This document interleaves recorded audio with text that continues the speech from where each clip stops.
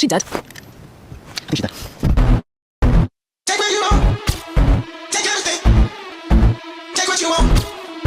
Take what you want and that'll change. My numbers are your head. Explain.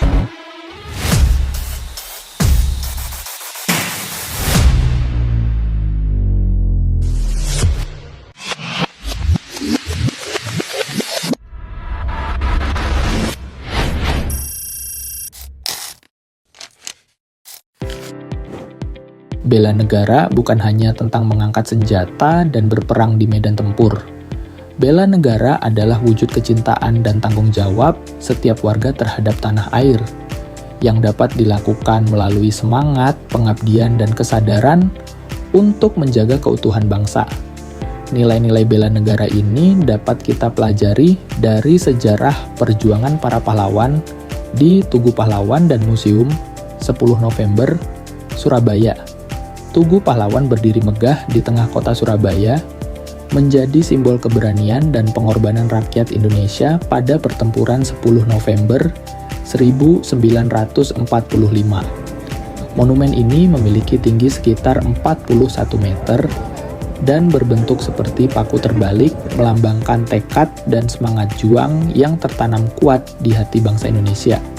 Di bawah monumen ini terdapat Museum 10 November yang menyimpan berbagai koleksi sejarah, mulai dari foto-foto perjuangan, senjata para pejuang, hingga suara asli pidato Bung Tomo yang membakar semangat rakyat untuk mempertahankan kemerdekaan.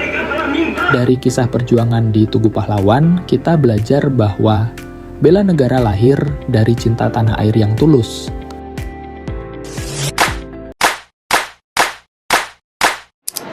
Baik, di sini kami akan melakukan wawancara. Ada tour guide di Museum 10 November. Sebelumnya perkenalkan, saya Muhammad Zidan Maulana Zarkasi dari PDB 19. Saya Felix Alfaridwan dari PDB 19.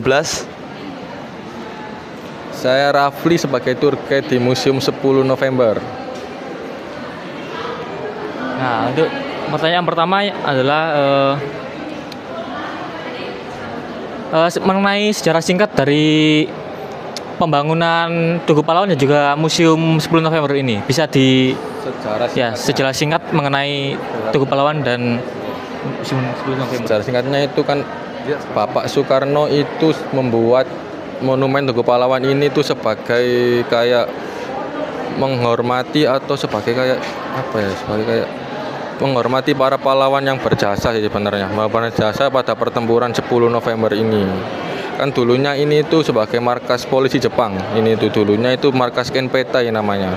Lalu dirobohkan, lalu dibangunlah monumen dan Museum 10 November ini. Gitu sih. Nah, untuk selanjutnya itu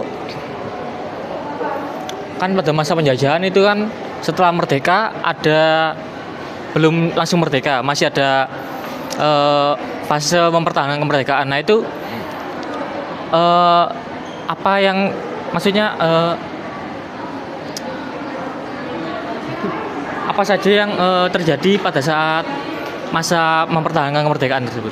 Masa mempertahankan kemerdekaan berarti setelah proklamasi diberitakan di Surabaya apa di Surabaya? Di Surabaya.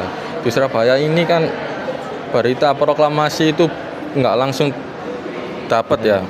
Itu karena dihalangi oleh Jepang dan juga disensor radionya. Untuk radio di pusat di Jakarta itu ingin mengabarkan berita proklamasi di Surabaya tetapi disensor oleh Jepang. Lalu media massa di Surabaya ini tuh mengakali untuk membuat yang namanya Sandi Morse. Sandi Morse itu yang pertama itu berbahasa Indonesia.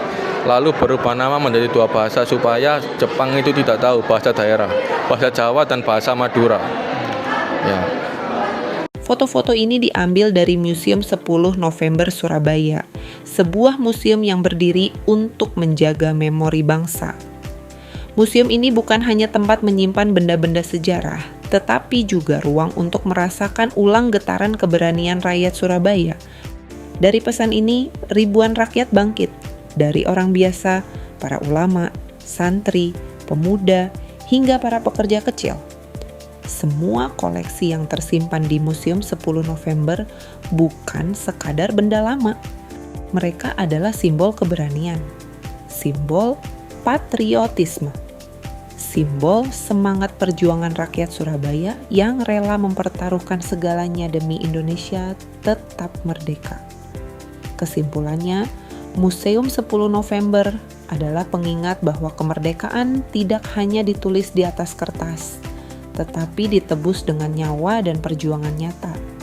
Museum ini mengajarkan kepada kita bahwa generasi hari ini harus meneruskan semangat itu, bukan dengan mengangkat senjata, tapi dengan terus berjuang di bidang masing-masing. Karena semangat 10 November bukan hanya sejarah masa lalu, tetapi juga energi untuk masa depan bangsa.